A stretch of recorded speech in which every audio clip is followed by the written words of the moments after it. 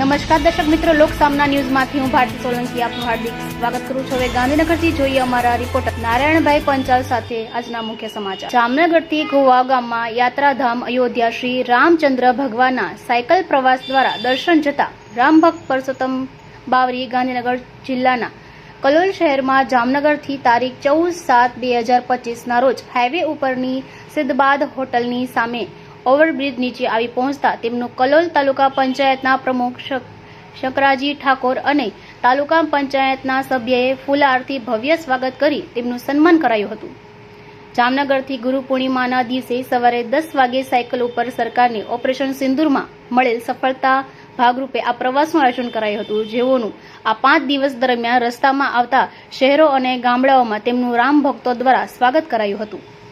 આ સાથે સમસ્ત સેવા સંઘ અમદાવાદના પ્રમુખ નારાયણભાઈ પંચાલ ચરાળવાળા પત્રકારે પણ રામ ભક્ત પરસોત્તમભાઈનું સ્વાગત કરી તેમની યાત્રા સફળ રહે તેવી શુભકામના પાઠવી હતી અને કલોલ બાવરી સમાજ સેવા સંગઠન ટ્રસ્ટના પ્રમુખ મલખાનભાઈ બાવરી સાથે તેમના પરિવારે પણ શુભકામના પાઠવી હતી। ખાસ નોંધનીય છે કે અગાઉ પણ તેઓએ રામ મંદિર માટે ધુવાવથી અયોધ્યા 2024માં પદયાત્રા કરી હતી। તેઓ શ્રીના કહેવા પ્રમાણે અયોધ્યાથી સાયકલ દ્વારા દ્વારકા સાયકલ પ્રવાસ કરશે। પહેલા ગઈ સાલ કલોલમાંથી મુખર્જી અક્ષય કાનાભાઈ બાવરી પણ અયોધ્યા પદયાત્રા કરી હતી।